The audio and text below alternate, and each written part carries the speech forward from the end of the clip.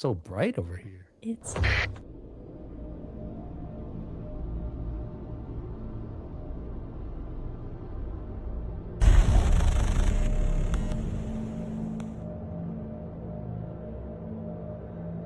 you know, like Jesus.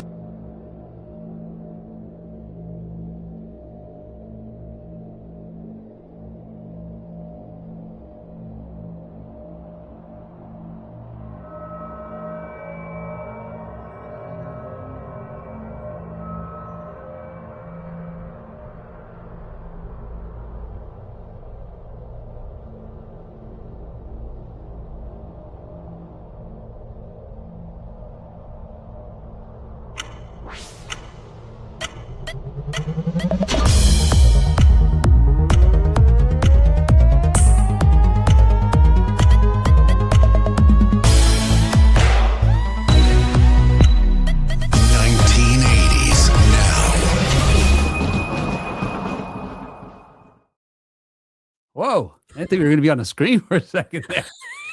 I was like, I looked around the room and then I looked back and I'm like, where'd he go? I think I was dicking around TikTok too much. I thought I took us out.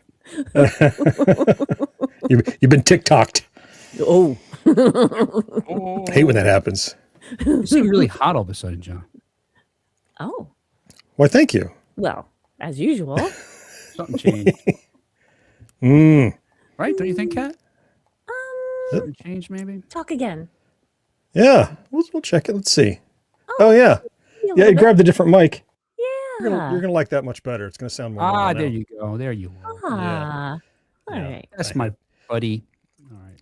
So full transparency, I touched my earbud and it paused the live stream. I'm like, I didn't know that could happen. So I couldn't unpause it. So I just reloaded the page and it grabbed a different mic, but it's very strange. Oh my God. It's weird too, because I was watching, I didn't notice anything pause. But whatever. Yeah, so. Okay, cool. Wait, it paused it for all of us or just you? Just me. The world. Okay. Just me. Wow, I was gonna say that's powerful. Little time warp. Yes. It's a button right here. I'll pause this whole show. Don't make me turn this car around. I'll touch the button in my ear. Maybe we're off pause for the world, because I'm looking on this supposed TikTok stream and it's still showing the video. Oh. Just maybe you should delay. Let's see if we ever come on. Here. Oh, yeah, there we are. Oh, whatever. Who cares? Okay. Hey, let's in get the to our show, 'cause comments. we got a lot of folks joining us live here. We want to entertain them. Yes. All right. Hey, Some of them. welcome back to another episode of 1980s Now, a weekly examination of the importance of 1980s pop culture and its influence today. My name's Will, and joining me, as always, are my good buddies, Kat and John. Hey, guys. Hey guys, and Happy New Hey, Year. good buddy. Breaker one on. Happy New Year. Sure, that's right. Yeah, that's great. You guys have a good New Year's. John, did you make it up past midnight? Nope. Nope.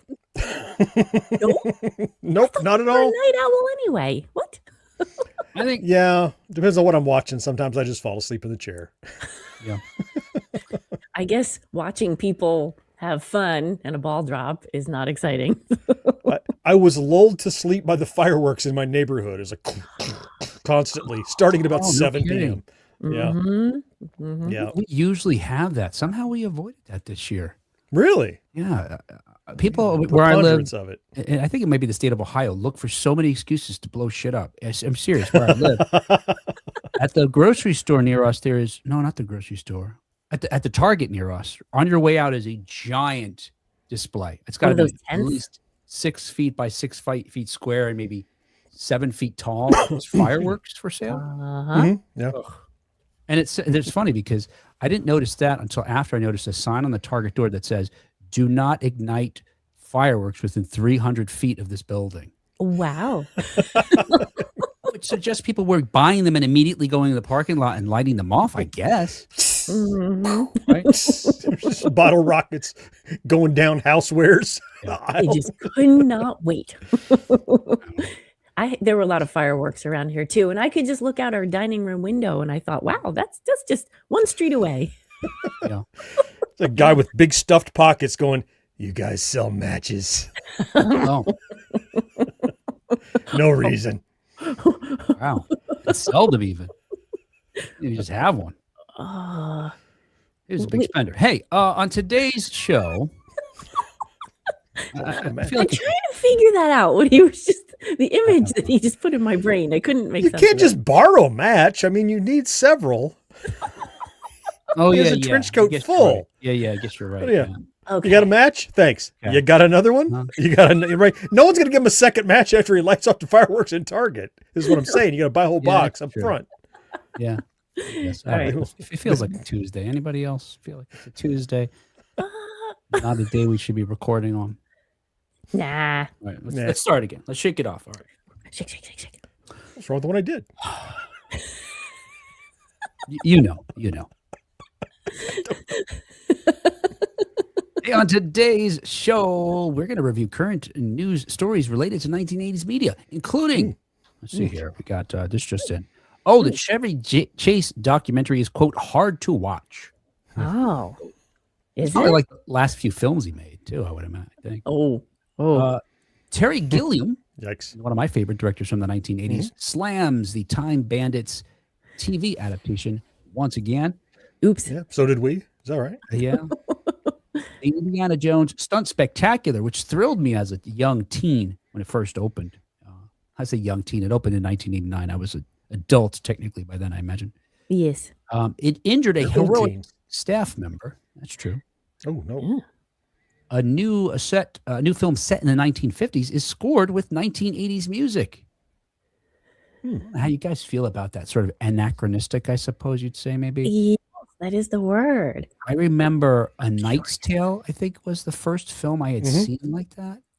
And I was like, oh, I don't care for this. This is too bizarre. And then Moulin Rouge, I think, which came out later, that was a jukebox musical of jukebox songs from other eras, even though it's set during, I don't know what century that is, centuries, maybe it's even the 19th century, but early. Mm-hmm. I loved it. So I don't know. I am curious. You don't remember ever having seen a movie like that? I can't remember if I did, but I have a feeling I won't mind it because I like things Kat that are loves juxtaposed. everything. She's fine with it. It's all great. No, I don't love Oh. everything. Mm.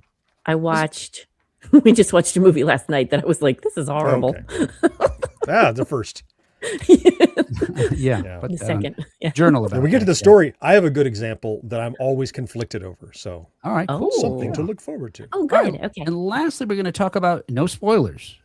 But I do want to talk about or question whether or not our interest in spoilers is generational. And, you can tell me later, I suppose, whether you're interested in spoilers or not. And I'm going to tell you what some folks say about spoilers. And of course, this is inspired by the fact that the Stranger Things finale dropped on December 31st at 8 p.m. Eastern Standard Time. And by, I want to say, 8:05 maybe, spoilers were already being posted online. Like you couldn't keep up with it.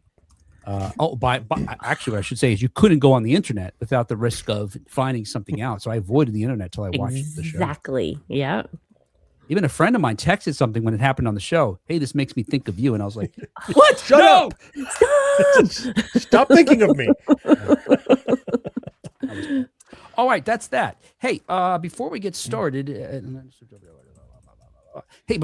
want to let you guys know. Hey, finally, this has been a long gestating book, but the book "Life Goes On: The Lessons We Learned from '80s Music" is finally out. Yes. It was edited / compiled / remixed by Eric Shores. It was inspired by John Mellencamp's 1982 hit single "Jack and Diane." Of course, "Life Goes On." Oh yeah. Wait, let me say it again.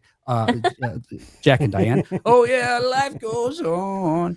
What it is, it's a collection of essays from 16 Gen Xers, including myself, Yes. about how the philosophy baked into a particular 1980 song continues to influence and guide us today. I look forward to reading it. Yeah. Oh, did you not read my essay yet? Did I never send it to you? You never sent it to me. Okay. Well, 'cause I wanted you to buy the book. That's why. Which you can do. Pay full price, Kat. Go to Amazon. I know you could at least go on Amazon. I'm sure it's available other places as well. It just came out, so I'm catching up. But there'll be a link in the show notes below, so you can get your hands on that book. Life Goes On. All right, that's that. I think you were probably afraid I'd take a red pen to it. gosh. And avoid commenting on the content and just the punctuation. Kat, what did you think about my novel? A lot of commas. That's the feedback I got, John, from my novel. Kat loves a semicolon, though. I'm telling you right now. She was replacing a lot of commas with semicolons. I don't know what she thinks about the story or could follow it or anything. Told you I like the story. She's never looking at my writing. I'm a big fan of the double hyphen. Yeah. Oh, I use double hyphens too. I like those. Oh, John, you're in. Oh, that one's all right. Okay. Love the hype. This is the feedback you're going to get. All right. Hey, let's get started on 1980s news. Before we lose any more of our live audience. They'll come back. They'll get a snack. We can only go up from here. So join us. We're going to be here live again next Friday at 6 p.m. Eastern. And then we're back to our regular schedule on Wednesdays, most Wednesday evenings at the same time, 6 p.m. Meanwhile, hey, hello to who's joining us tonight. Talking about Ted. Hey, Ted. Hey, who else? Brandon and Marcus. Thanks for taking a break from whatever you were going to do, Marcus, and joining us. We appreciate you being here. I think that's everybody I can see. If you're there, say hi. Otherwise, we don't know. Oh, Ted's gone. Ted says he's out of here. No. Didn't get to the show in time. Come back, Ted, give us 30 more seconds. Oh, he's back. Okay. Oh, it was quick. All right. If you're there, say hello. Otherwise, we don't know you're lurking. But you can lurk. That's fine, too. All right. Hey, first up on 1980s news, as reported by Variety, Chevy Chase's documentary is a, quote, hard watch. Now, I say his documentary, but in point of fact, Marina Zenovich is the filmmaker who put this documentary together. It's called I'm Chevy Chase and You're Not, which is, of course, the line he said when he was a guest cast member. I don't know that he was ever officially a cast member. Maybe he was. He came out on the second season, I think, to replace Bill Murray. Oh. It wasn't on as long as you think he was on that show before moving on to other things. Anyway, called I'm Chevy Chase and You're Not. It's not your average celebrity documentary. From the outset of it, it's clear that the 82-year-old comedian had zero editorial control over the project because a bunch of things get included in it that's good. He might otherwise have had them cut to save his somewhat, let's say, sullied reputation, certainly of the last several years. A minute into the CNN doc, Zenovich can be heard off camera saying to Chase, quote, I'm just trying to figure you out, end quote. To which Chase responds, quote, no shit, it's not going to be easy for you. Wow. And he goes on to continue to roll his eyes at her questions. And I want to say intimate, but it's more direct than that. So say that he's smarter than she is and so on and so forth. This is part of that infamous, teasing that he does of people, which I think is just an excuse for being, active aggressive by folks that have enabled him. Yes. Anyway, it premiered on January 1st on CNN, and it charts his rise from breakout Saturday Night Live from breakout Saturday Night Live to leading man in the 1980s. His 3 marriages, his addiction to cocaine and alcohol, heart failure that led to a coma, childhood abuse, depression, a failed talk show. What else can we put in here? Wow. What else did you screw up, Chevy? And the star's various on-set disputes with actors like Terry Sweeney, who was a cast member of Saturday Night Live in the 85-86 season, and the entire cast of the NBC comedy community. They do not like him. I think that's when things started really coming to light about him because, he threw around some racial epithets and otherwise was just pissing off everybody. John? I think he thinks he's Don Rickles. Oh. You know what I mean by that? Like, he's somebody who can pull that off. He can be almost overtly offensive and rude, but you can see the twinkle in his eye. There's a spark of, we're in on a joke. This is not targeted with Don Rickles. And I think Chevy Chase thinks he's that good. He's not that good. He just come across as a dick. And I don't know when I was researching, trying to learn more about National Lampoon's Vacation. And I read stuff about troubles, even with co-stars on that. I'm like, yeah, I can kind of see it more and more. It's just, and as you get to see more behind the curtain of celebrities, as we get more into, here the mid 2020s or so, people can't hide who they really are anymore, it seems. Yeah. And probably that's a good thing in a sense that you're able to what's the word? I don't know, not quality control, but prevent other people from working from someone that turns out to be an asshole. Right. Eventually. Well, I think there was higher tolerance for asshole back like in the 80s, and now the tolerance is lower. Because everybody was on drugs or something? Yes. That's certainly a factor. Chevy's being a jerk. Take another bump. You won't notice. It'll be fine. Wow, I'm a bear. Yeah. Anne-Marie on TikTok says he's notoriously terrible to work with. Yeah, that's what we're finding out, right? Wow. I was wondering, like, why would you want to do something on Chevy Chase at this point? A question sort of folks who are out there, like to your point, John, folks are talking about how much of a jerk he is. So maybe that helps weed out this kind of person from working again. And that's probably a good thing. The reputation, their credibility, et cetera. And much like in any business, you'd say, don't hire that person. But this guy's, he's on the way out. Essentially, he's 82 years old. I don't know that he would be doing much work, even if he were hireable. But according to Zenovich, she, quote, wanted to figure out who the real person behind the conflicted, guarded, and somewhat fragile man we see on camera is. I don't know.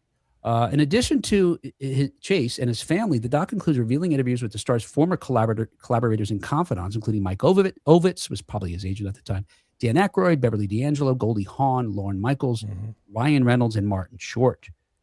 Interestingly enough, I guess, or curiously, there are folks who turned the filmmaker down, though. Folks like Steve Martin and Christopher Guest. When asked by Variety whether the responses by these past co-stars should be understood to mean we don't like the guy, Zenovich responds, quote, I think that the absences speak for themselves, end quote. But their absence is eager to offer, something like, yay, they would have done so. Yeah. You can't say something nice, reject the invitation to appear on the documentary. Yeah. Say Steve Martin and Christopher Guest are guys that usually come off as sort of very nice, sort of just on and off screen. But what their absences say may be made clearer by the Guardian's review, which said that the documentary, quote, faces an uphill battle, given that not only does it report on what an asshole he has been in the past. This is the Guardian. This is a review. This is a review. Report on what an asshole he has been in the past. We also witnessed some assholery firsthand. I get the feeling this is going to be the yang to the John Candy documentary Ying, as much as I loved that and felt so good about it. Now, of course, it was posthumous, but he wasn't able to participate, but he's kind of that era, that kind of celebrity from, our youth. And this is the other side of that coin. This is the yin yang of that John Candy doc that I'm going to watch it like you'll watch a train wreck. Like, not because I think I'm going to enjoy what I see or what I hear, but circling back to your point, why even make a documentary these days? Because he's kind of, out of favor.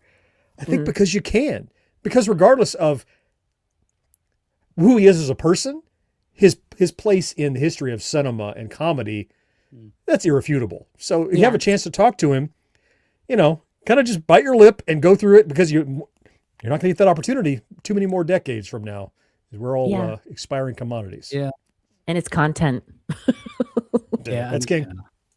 I know, gosh, that kind of drives me crazy. And we're going to talk about spoilers later. And part of that sort of, effort to make spoilers seems to be a lot about that, which just drives me crazy, because some of the quote spoilers are just dumb things. The whole rage bait thing, that's sort of maybe the flip side of spoilers, where it's not actually a spoiler. It's something that didn't actually happen just to piss you off and comment. Yep. Oh. Happens to me. We've been suspended from going live on TikTok for repeated community violations. We said asshole too many times. Oh no. Well, you can say asshole all you want. You can? I don't care. TikTok is I don't know why people fought to keep it. It's got so many bizarre rules and shit. Maybe Chevy Chase is on the board. I'm not I don't know. I watch shows that people curse all the time. Whatever. I'm not gonna They're talking about me meanly. I'm not gonna bother with that crap anymore. All right, where were we? So Terry Sweeney, whom I mentioned, broke ground as Saturday Night Live's first out gay cast member during its 85-86 season, which I told you about. He's broken his silence on one such example of Chase's assholery.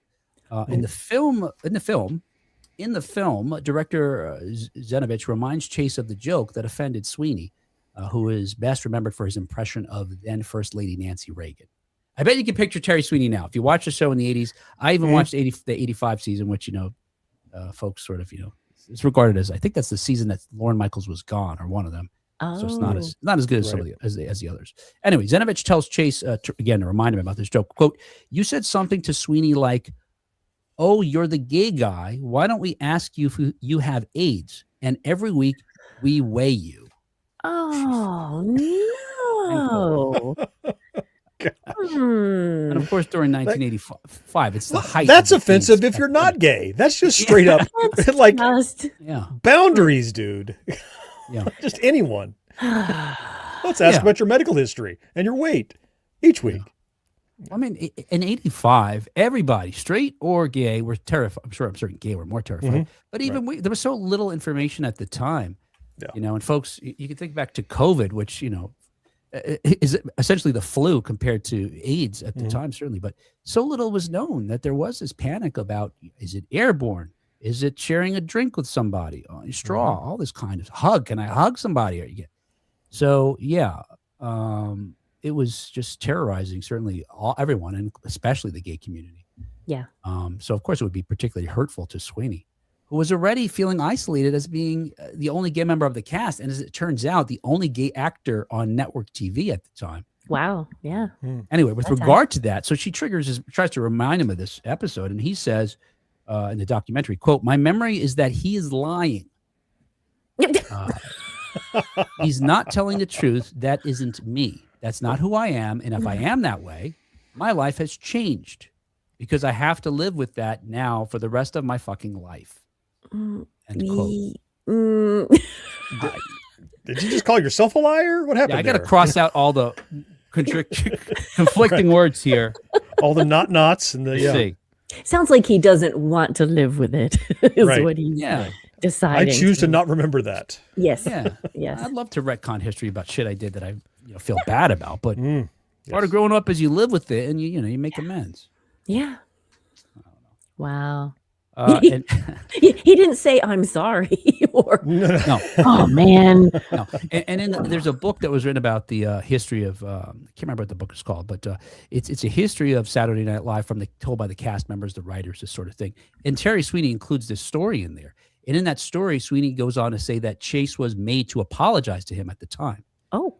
So Chase doesn't even remember doing that. Made to apologize. Yeah. As for a section of the documentary that recounts how Chase was abused by his parents as a child, positioned as a possible explanation for why so many of his former colleagues consider him a, quote, asshole, end quote, Sweeney doesn't mince words. Sweeney says, "Boo-hoo, poor screwed up kid." So that's why he's so rotten. Yeah. Yeah, that's going to be a documentary. Yeah, I mean, once you're an adult, I don't know you can blame your parents anymore for how you were raised. You got to start making some tweaks. No, if you're going to use it as a point to process, that's fine.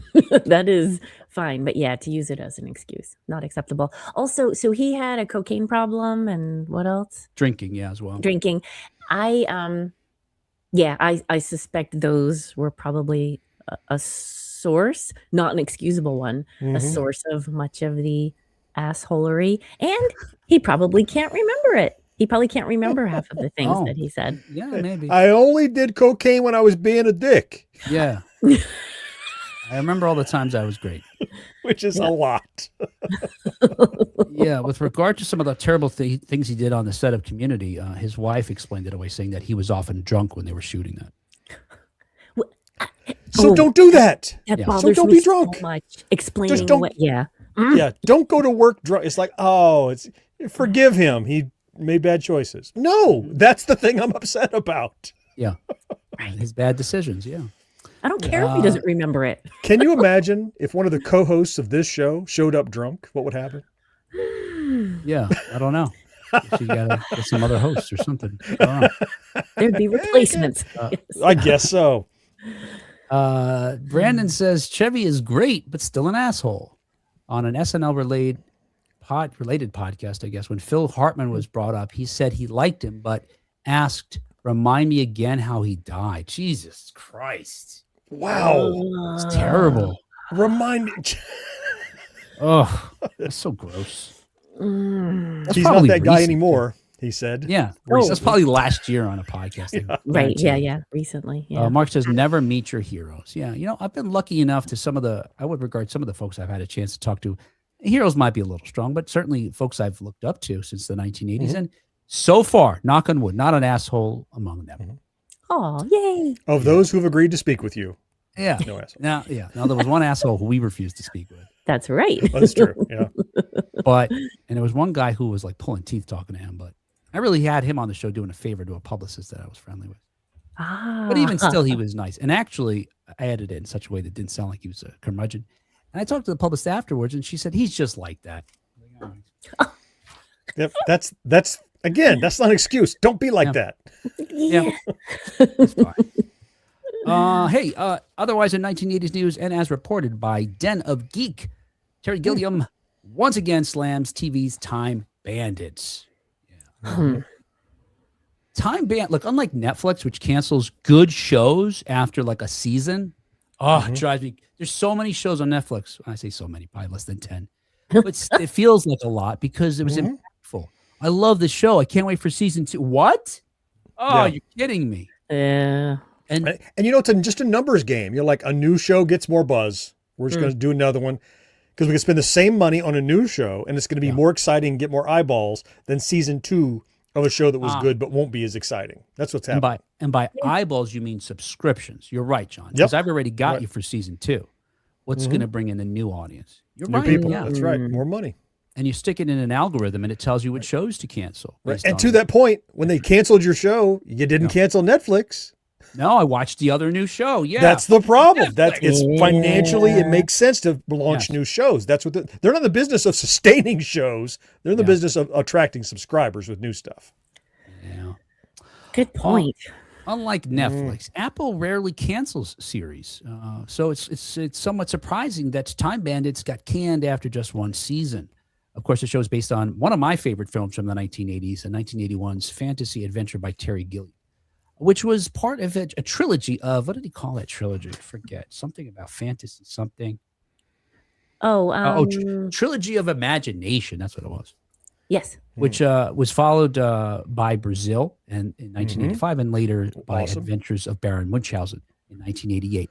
And Baron Munchausen, I don't know, I've yet to find another person who's a fan of that film. But it's so Terry Gilliam that I don't know how you could like, some of these other folks and other films rather, and not like that. It's in the vein of those. Yeah. And Brazil is one of those, like, I think anyone who tells you they entirely understand Brazil is either lying or a savant. Yeah. Because I've watched it a dozen times and I'm pretty sure I got the gist of, follow the plot. I'm not saying that. I'm saying to really understand all of the imagery and the implications and the juxtaposed, it's a brilliant film. And I've seen people watch it. I've made people watch it and they were upset with me. Like, that was terrible. Like, you didn't get it. You just didn't get it. I know it's weird. Yeah. Yeah, you're right. You do come away with some sort of sentiment. It said something about, I don't know, capitalism or, and it's a vibe. Identity. There's definitely questions left open. And actually, even Time Bandits, 1981's film, is similar in a sense that, and again, this is Gilliam. Like Baron Munchausen also. Was it a dream? Was it a story? Did it really happen? But Time Bandits ends, if you recall. So Kevin goes on this adventure with the Time Bandits. He's returned back home where he wakes up in his bed. And I think he's not sure if it's a dream or not. There's a fireman breaks down his door, and it's Sean Connery, who also played a character that he met in history. I can't remember, some Greek character, I think. But now it's Sean Connery again, but now he's a contemporary fireman who saves Kevin from his house that's on fire. His parents, who have been aloof the whole time, see in their microwave, because all they do is go on about their appliances. And they're watching a TV show that's giving away appliances. They see in their microwave a lump of black stone, which we know is what happened to the bad guy when he dies. Yeah. The kid screams at them, don't touch it. And when they touch it, they're like vaporized. And I think then the credits roll. I think Sean Connery winks at him in the credits roll. And it's like, what? How is this possible? What's happening? It was real, but Sean Connery's I don't know. But anyway, to your point, John, you don't have to get all of it to enjoy it. And some folks, if they don't, and actually that goes to some of the questions about spoilers too. Whether you need to know and to something to enjoy, everything to enjoy something. Anyway, Gilliam thinks he knows why the show was canceled in a typically outspoken interview with La Repubblica, the Italian website. The often controversial director says that the show's failure was down to its lack of little people in the cast, many of whom were featured in the original film. And we're talking about folks who are dwarves. You're not just talking about diminutive actors or folks who had, under 5 lines, as we call, extras. John is sighing already. What's up? I'm just, so I don't want to make a pun, but it accidentally turned into one. I was going to say that's reductive reasoning. But of course I didn't mean in a diminutive sense, but it's blaming it all on the fact that there weren't little people in the film. I get it, Terry. That's a decision you made you thought was critical. There were plenty of problems with that show outside of the height of the actors, I assure you. I watched, how many episodes were there? It was a series? It was like 8, I think. Like 8. I think I made it through 2. Yeah, right. I started it and it didn't hold me to finish to the end. Yeah, I agree with you. And it's hard to look. We had this discussion, when the first show was first. This was a controversy when the show casting was announced, because I think they went from dwarves to no dwarves, kind of like the Snow White movie did at around the same time. Peter Dinklage, who is a dwarf actor, made a comment about how the Snow White shouldn't have dwarves because it's, continuing the stereotype that dwarves are somehow magical, creatures. Not in real life, but that's, all they're good for, certainly on film, which he's proven wrong by the many characters he's played, of course. So I can't, it's hard to comment on this because quite honestly, I think what Gilliam is arguing, based on what I read and how I felt as a kid seeing, is there was something magical about seeing these characters who were from heaven that worked for God that didn't look like everybody else in the film. And we didn't have to talk about them being dwarves. They just happened to be different, shorter of stature or whatever. And for Gilliam, that was part of the, again, I don't want to keep using the word magic, but maybe differently, of the film. Charm? And charm of the film. Yeah, that's a good word for it. Yeah. And for me, I think it was at the time. Would I need that now? I don't know. To John's point, I didn't like Lisa Kudrow. I didn't like any of the cast members that surrounded her. I think, David Rappaport as the leader of the Time Bandits was like perfect. It didn't matter what height he was either. That guy was perfect in his balance of humor and seriousness and cynicism and crassness. That was just great. Which so much of it lacked. And outside of the cast, from my memory of watching it, the thing that jumped out at me was, because I always try to go, okay, I'm not liking this. And before I turn it off, I try to figure out why I'm not liking it. Yeah. And I don't think Kudrow was tough for me. Music seemed fine. There was something about the editing that felt too contemporary, too music video-y. Something about it to fit with the Time Bandit story. It's not like I took notes at this time stamp, but it felt too, maybe too polished. Okay. Yeah, like Time Bandits is kind of rough around the edges. It's kind of a scraggly and it's got frayed edges, and they just felt too polished to me. Yeah, I could get that. You're right, because Gilliam's films, all of them have this kind of guerrilla filmmaking almost vibe. Yep. And even by design, I think, or necessity, both. Who knows? If you think about him starting as an animator with Monty Python, his stuff was crude, but it was effective. Yeah. It created a whole look and style. And all of the special effects in his films are practical. You wouldn't necessarily know it, but the way they're done also adds to this kind of, I don't know, magical charm. And like you're saying, a little bit of a kind of roughness to it, raw. Yeah, that's that lacked. You're right. And I know it's modern, and I know it's Apple TV, but I think we've learned that you can preserve those things in a modern production without the need to, super polish it, which is something, looking back on it, probably why I didn't continue. That was the thing that most was disturbing me. Yeah. So it suffered a bit by comparison, right? Like, this isn't how you want to remember Time Bandits, or this is not how you want to. I think probably so. It just, it didn't match. It was a bit subconscious. It didn't match the vibe. Yeah. It didn't feel like this is a continuation of that. Alien Earth. I'm like, oh, this is a continuation of that filmmaking in like the film grain and the shot composition in the same way that the Time Bandit series did not with the original film. Yeah. And it's as if they didn't care either. Now, Gilliam says that Taika Waititi, who was responsible for executive producing and creating this adaptation, says and Gilliam talks about how he likes Waititi's work. He says he wasn't really involved, but I say all that to say that even his pirate show, what is it, Black Flag or Our Flag Means Death. Our Flag Means Death. That too, John, you're right. It's too shiny. I like that show. Don't get me wrong. I love it.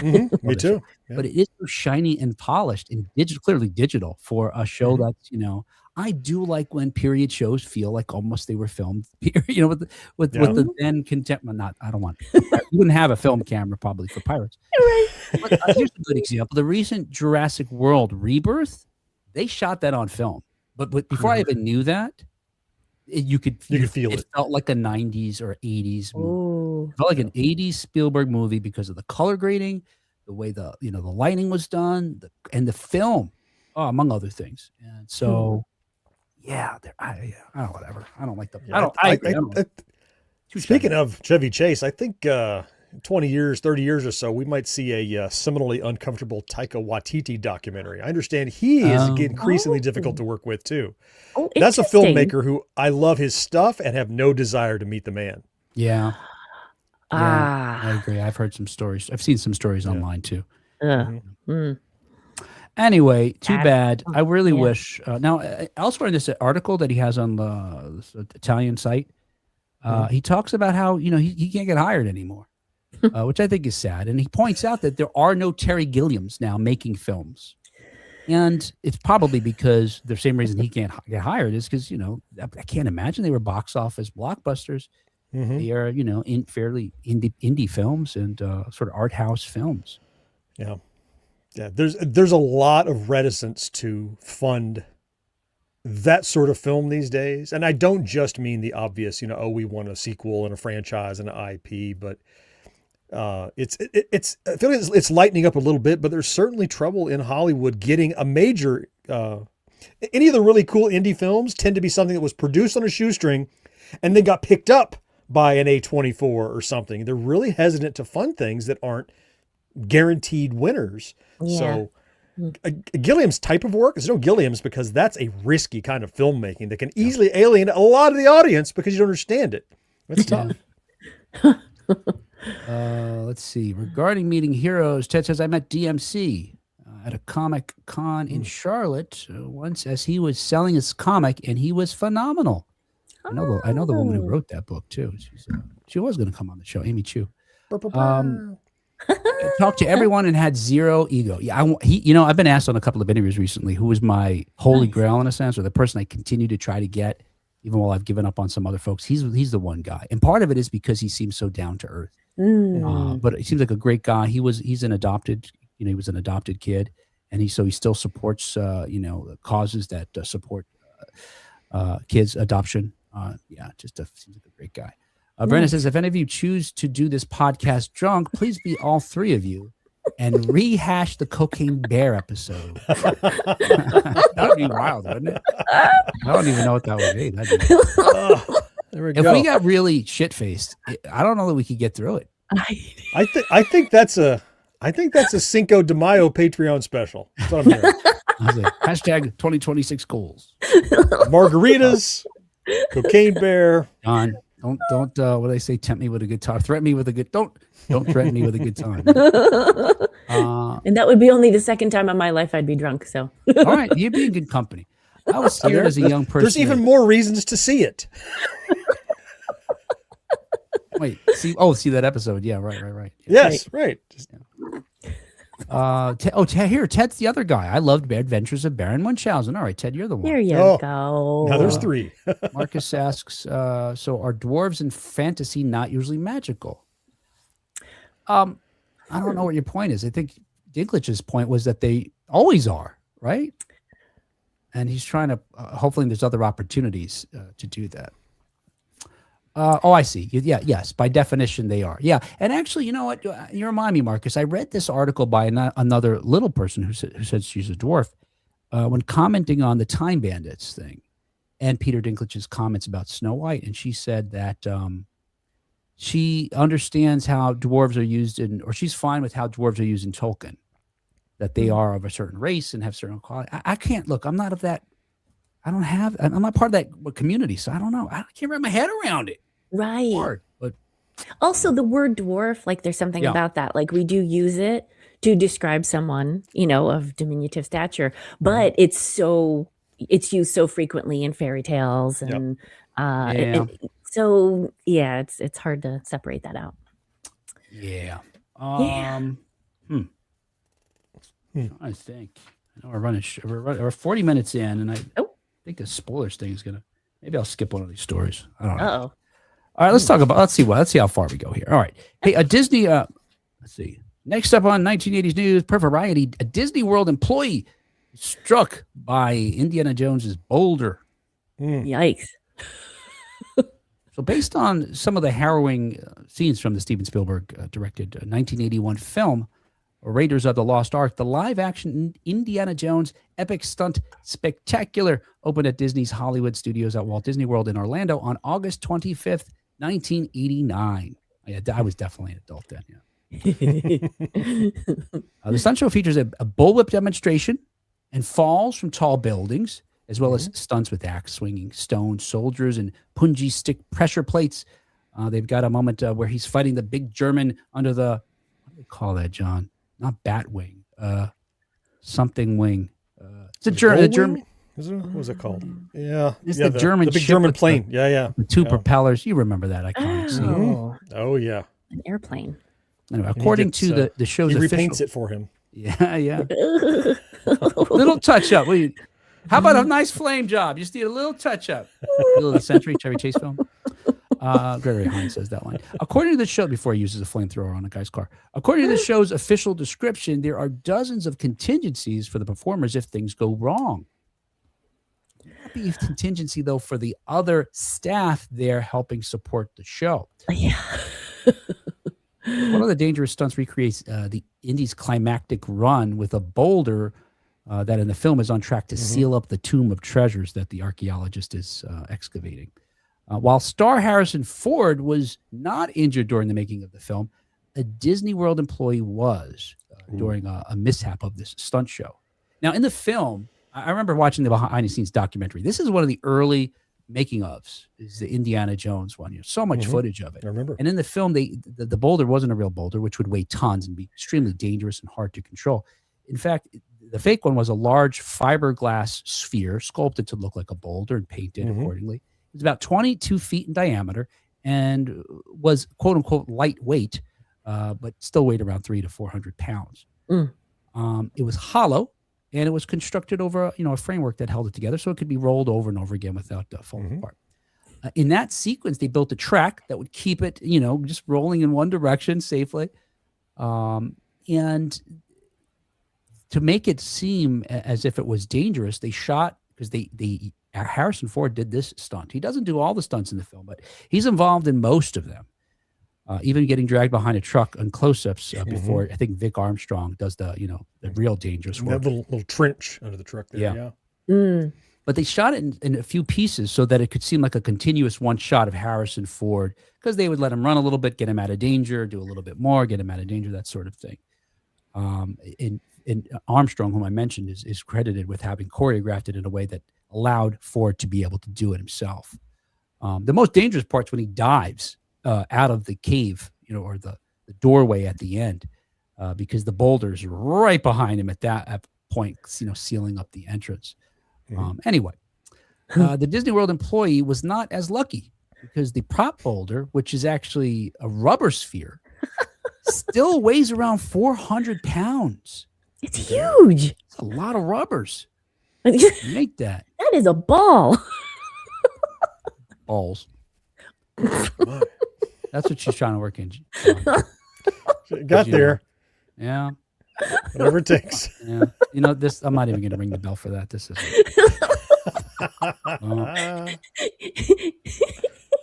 Now the guests watching it appeared initially to be entertained.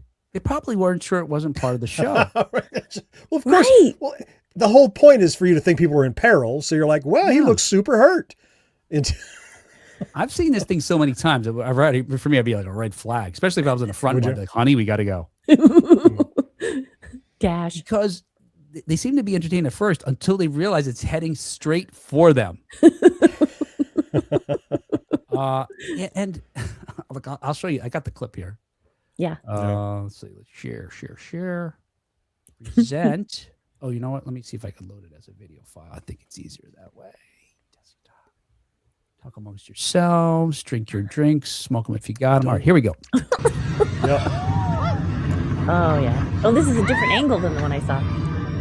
This came off the track. A little bit better there. Watch. Bam! Oh. Now watch the reaction. They think it's still part of it.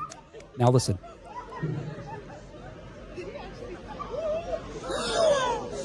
Okay, I think they gasp at that last moment. I'm wondering if they got to look at him and he's just like bloody and concussed. His Clearly, head. When I hear that gasp, Right? I always imagine some appendage is bent in the wrong angle. That's what I always think. Because he's like, I'm fine. it's just Fine, like, guys, I'm fine. when you see those askew angles on knees, You remind me, my dad. It's several years ago now. What? It's got to be like I don't know, 15 years ago. He fell off a ladder putting like Christmas lights on the roof. So he fell one story down because he's at the top of the ladder, and he landed on the ladder. Oh. When he got up, he was clearly, now in retrospect, we know he was in shock. But he tells a story where he looks at his foot, and it's pointing the wrong direction. And so he thinks, oh, I'll fix it. So he grabs his foot to turn it the right way around. Oh my goodness. Yeah, you're right. So And the crowd collectively goes, just like in that clip. leave it. You don't want to do that. Yikes. Sorry. No. That's how your foot works now. Now look. Did it even stay on his foot? It reminds me of like a piece of metal. You bend it one way and it's a little compromised. Go the other way, snap. Yes, exactly. Right. Yeah. No cat. Oh. Sorry. Now, No cat. If you're just listening, you see this again, rather large boulder, which may also be 22 feet in diameter, like the film's boulder, bouncing off the track, heading straight for the audience and a staff member. Look, he's our hero. He thought this 400 pounds is about to hit several kids and families in the first couple of rows here. He jumps in front of it to stop it. But 400 pounds of anything going with some decent amount of momentum is going to knock you on your ass, and it does. Yes. And it looks like the kid got hurt. I'm not look, I don't make these things, right? But it seems like it's not smart to make it out of rubber. That shit was it bounced off the track. Bounce. Bounce. I would think it'd be on rails somehow. And I thought, well, But how many times has it gone down that track and not bounced off? I mean, every other time. There had to be some kind of right, exactly. It's not like it has happened sometimes. Yeah. Attention. Should the ball come into the audience, do not get in the way of it. It happens once in a while. Thank you. Yes. Honey, should we stay for this? Or did that just make it even cooler? This is the best part. Ball. Yeah, it did for a moment look a little like when beach balls are bounced around concerts, though the sort of how Whee! right? That'd be something if the crowd got it going and then a little 10-year-old boy goes to hit it. Next, yay! Now the good news is the staff member was injured, but according to Disney, and they haven't released the person's name, but they said that they are. Let's see, where did it go here? According to a Disney member, where did it go? Here it is. Oh, the good news is that it's told to Variety, a Disney spokesperson. I'm sorry. The good news is, according to a Disney spokesperson, quote, "We're focused on supporting the cast member who is recovering. Safety is at the heart of what we do, and that element of the show will be modified as our safety team completes a review of what happened." End quote. And as of a couple of days ago, just after this happened, the boulder gag was removed from the show. That's terrible. Yeah. Yeah, it was. Yeah, again, for one time, there's got to be a way to do it. It's a pretty cool show. You know, when I saw that show, I always assumed it wasn't a free rolling boulder. I always assumed it was on an axle in the back and it was just spinning as it was moved down. Yeah. I didn't think it was a free roller. That's a great idea you have there, John. Yeah. No, because then it's going to turn, right, as you move, but it turns out it's not actually touching the ground. Because the reason I thought that is because you can't see where it's touching the ground. It's inside of this little berm. Right. Yes. So I figured, that's to hide the fact that it's not really touching the ground. It's probably to hide the track in reality, now that I know. Huh. But you could easily just put it on a spindle and move it down. You're like, oh, yeah, it's rolling. Relax. You could. I've never seen the show like this. I saw an Indiana Jones stunt show years ago. I think it was... was it really a Tales of the Gold Monkey stunt show? Is that what it really was? It was a knockoff. Her memory's a little fuzzy. Yeah. Well, it was out. It was all outside. It was a different set. This looks like it's like partially inside, and I wasn't. It's in a has a little covered overhang. Yeah, it's a covered area, but it's outside. Seems a little different. But anyway, I think the audience is in an awning too, so that to help with weather. Yeah. Right. Yeah. So. Huh. But it's open air. To your point. Yeah. Well, that guy certainly absorbed most of the impact. I could see a second person came along and stopped it, actually stopped the ball. But it was most of the impact was already absorbed by this other kid. He was already squished at that point. Yes. Yeah. Oh, man. All right. Well, we hope he gets back to it. I hope he's okay. I mean, according to the book, he's okay. Yes. Hope he finds a new job is what I hope for. Yeah, it does job. Don't do that again. Hey, see. Otherwise, in 1980s news, as reported by Variety, I would say finally in 1980s news, because the last thing isn't a news story so much. Okay. Finally, in 1980s news, as reported by Variety, the 1950s set Marty Supreme is scored with 80s music.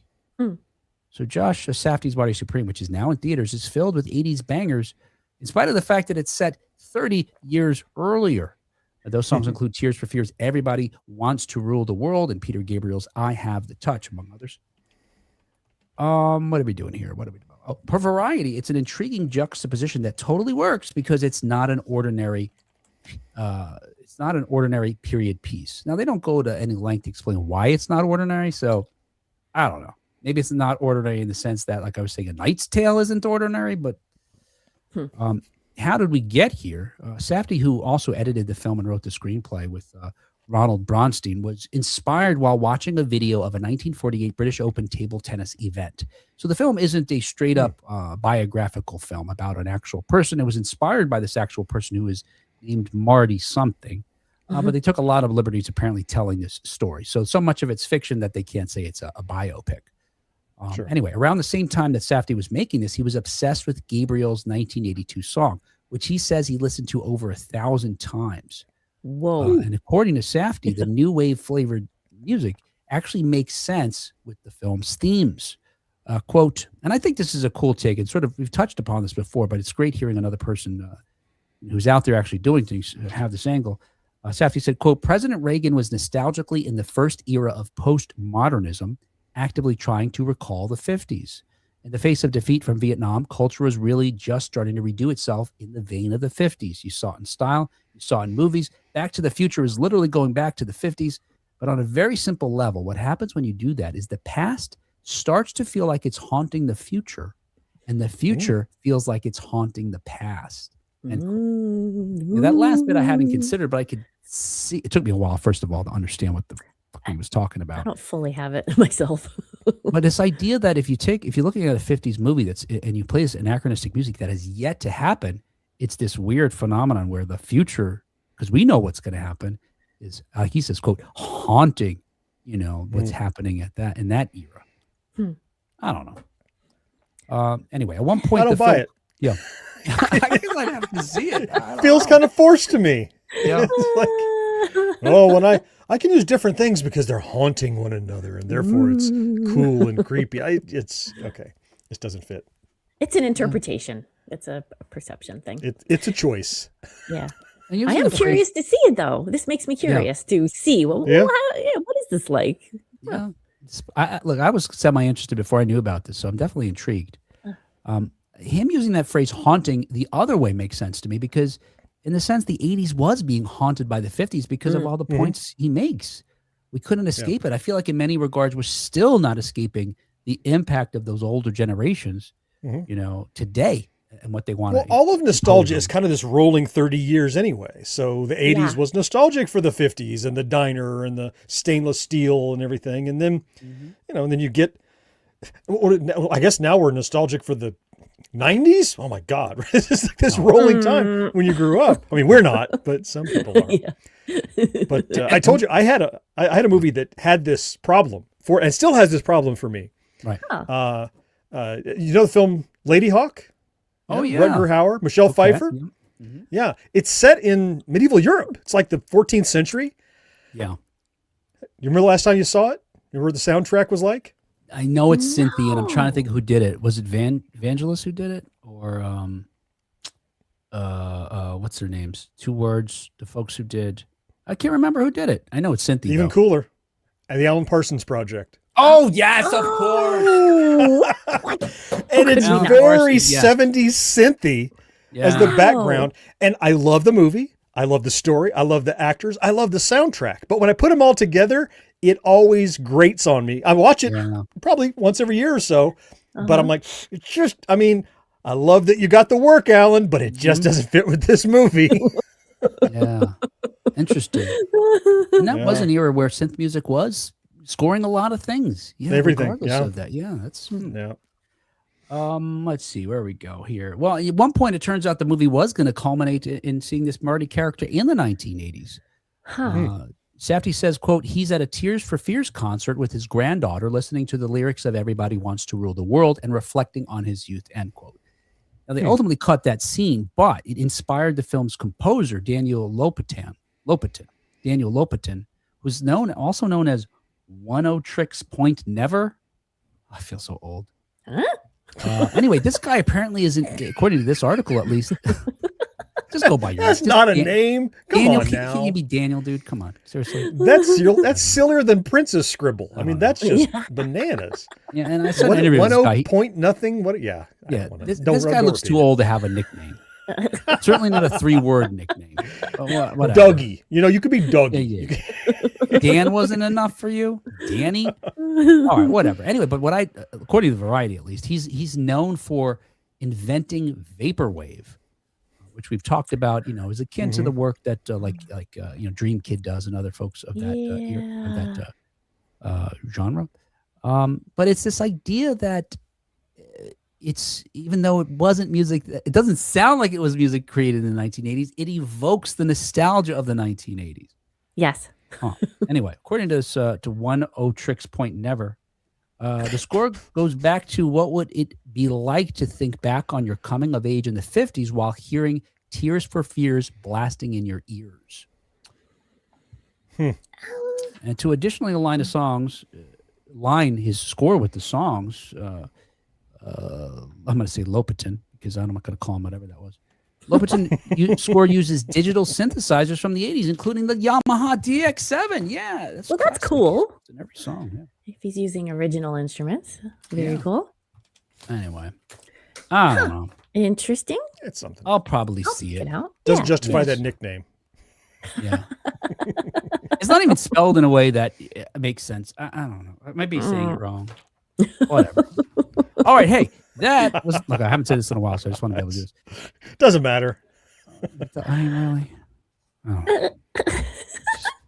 Why are so many? There's a new. Did I tell you this? I saw this on Instagram. A new podcast that's coming out. I can't remember what it's called. I would love to give them a plug, but they don't have any episodes out yet. Oh. But it's called Gen X Pet Peeves. Oh. And the post was, hey, let us know if you have any pet peeve. If you're a Gen Xer, let us know if you have any pet peeves. And I wrote them. I'm like, I have. You had hundreds. So many.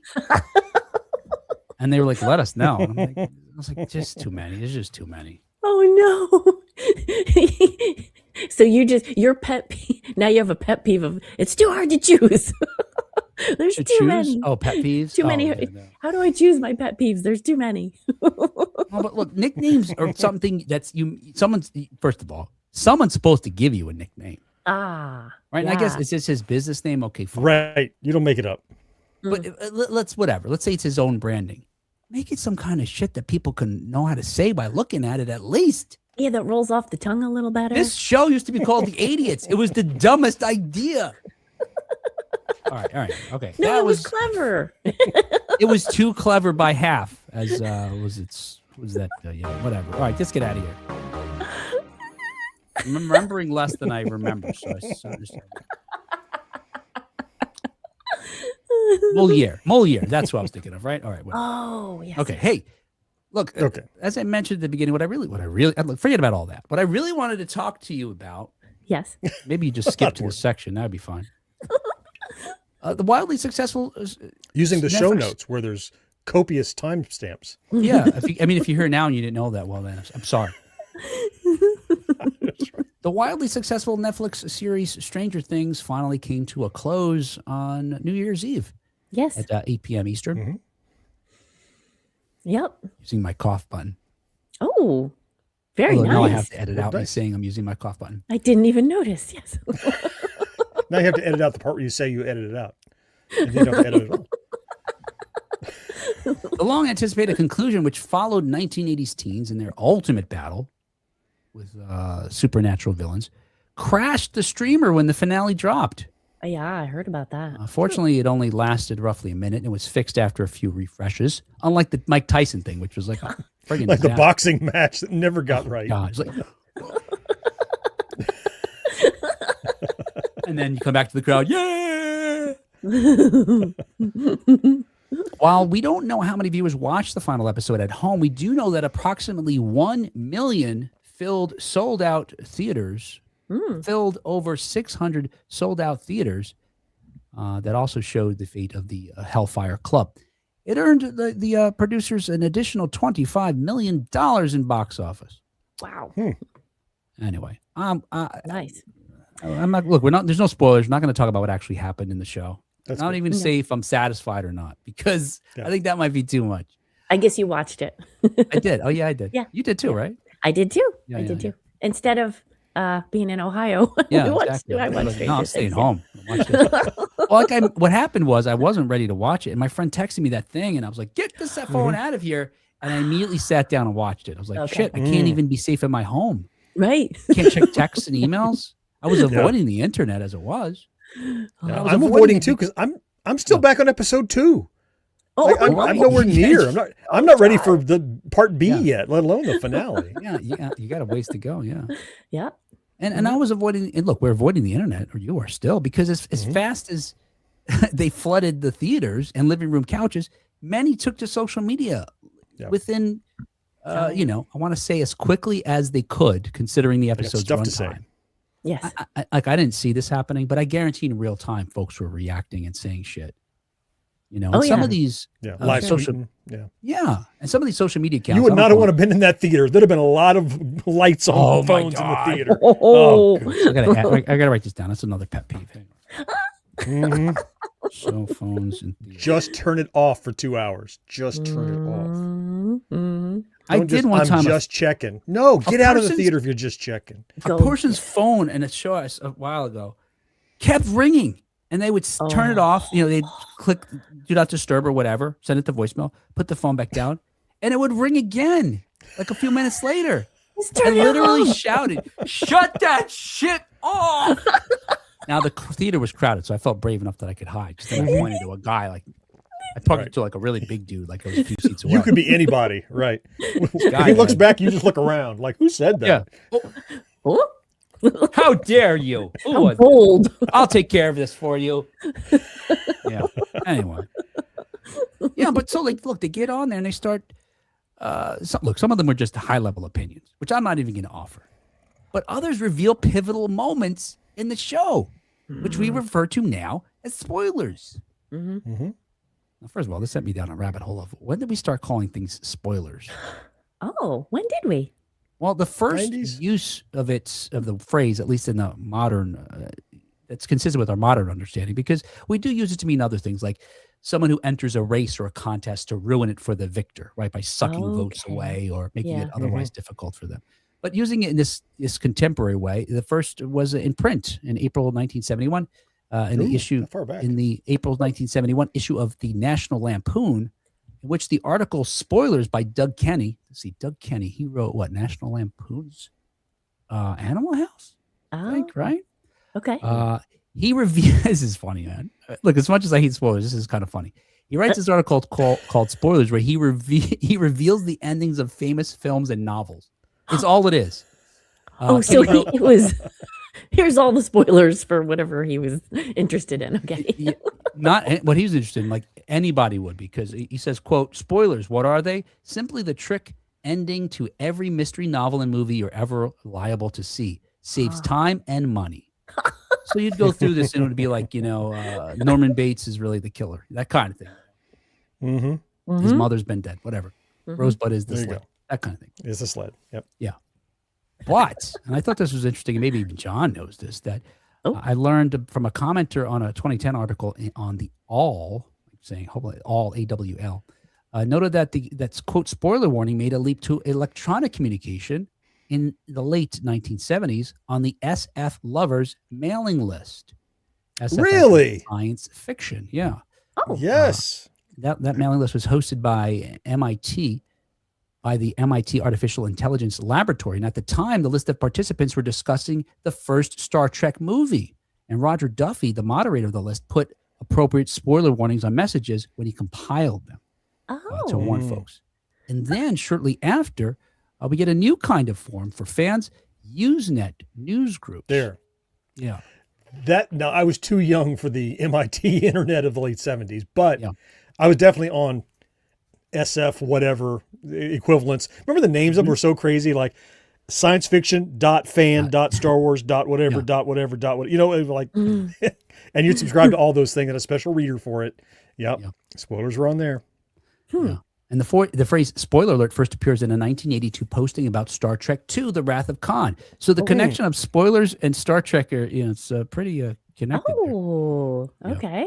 All right. And then throughout the 1980s, they started to be using more widely, including with like puzzles. So Usenet groups that would talk about puzzles, they would put a spoiler to warn you that they were going to, post about it. And there was this practice of putting a lot of spaces. You say spoiler alert, you put a bunch of spaces, so you couldn't accidentally see the spoiler unless you scrolled down.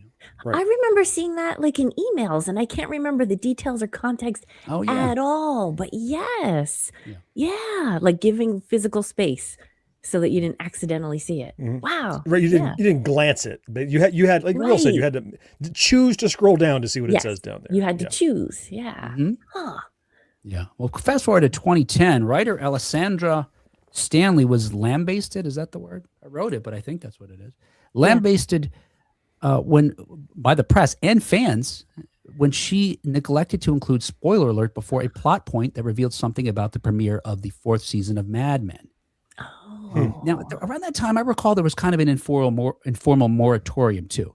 I was a fan of Lost, and I would read this article by, I think, David Chen, like every week would write something, or every episode, analyzing what happened and what his theories were. And I swear it would be like a day later or 2 days later. It wasn't on top of it. And of course, it said spoiler and that sort of thing. But what now, but of course, even in 2010, we didn't have the ubiquity of social media, which made it easy for anybody to share anything at any time. And so now folks not only not wait a reasonable amount of time, but there's posts made without the warning and without context. So did you guys watch the new Knives Out movie? Yes, I saw it. Yeah. The killer was ruined. The ending of the whodunit was ruined for me. With a sort of a random statement that had no context. It was a short sentence. Don't tell literally me. just Don't told tell you me. who the Don't killer tell was. me. No, not telling. I would never. I was like, I didn't even know what I was reading till I got to the period, and by then it was too late. Yeah, that sucks. I run into that with Survivor a lot. My wife and I are big fans of the reality show Survivor. Have watched it ever since it came on. Just love the production of it and the drama of it and stuff. But the same thing happens, right? So because normally we don't see it until at least the day after. So you just stay off of. I mean, I can't stay off the internet. I live on the internet, but I stay off of places on the internet that would have stories like that. Because often, it by the time you read the headline, it's too late. Because the headline might say, how Cat won Survivor. Like, wait a minute, you can't put that in the headline?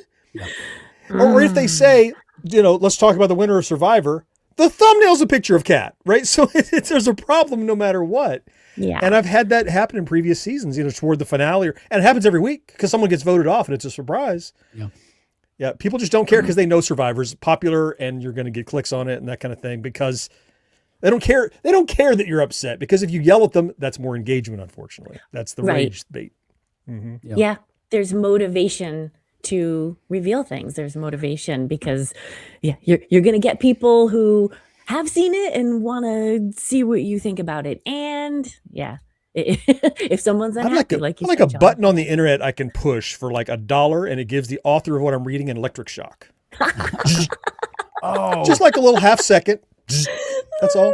It's so funny. I'll pay $1. John, because so often I wish, similarly, like for my iPhone, I recently said to my wife, and I have this for all products, that this is another pet peeve I should add, that I wish if I smacked my phone, Tim Cook got kicked in the balls, that kind of thing. Or if I'm having a problem with my PlayStation, that so whoever created this one particular thing is like, yep. Anyway, look, I don't remember. I want to talk about why do people like spoiling stories? Do people like having stories spoiled for them? And then a little sort of just discussion about whether or not this is generational divide as to these things. But so just thinking about in the 1980s, though, we had many films with twists that were twisty. Some of the biggest twists, like Empire Strikes Back. And look, I won't spoil it for you, but The Empire Strikes Back comes to mind. The ending of The Thing. Angel Heart is a big one that's got a couple of twists baked into it. Although one of them's pretty obvious. Friday the 13th, the first one. Clue, it seems like, which just turned 40 at the end of last year. Clue, to avoid spoilers, almost had 3 different endings. Right. Today, you'd have folks rushing to theaters to see all 3 and ruin all 3. But yes, I don't remember, people being motivated to ruin movies for one another. Like I don't remember someone coming out of a film and saying, you're never going to believe this. I think you're just like, I like the movie. You should go see it. Yeah. I don't like revealing spoilers. I go out of my way to make sure I'm not giving something away because I can't stand that. I want to experience it all on my own. I don't want to have somebody tell me. I remember just the opposite. I remember people in my circle being cognizant of that and going, oh man, I just saw the new Planet of the Apes movie. Have you seen it yet? Can we talk about it?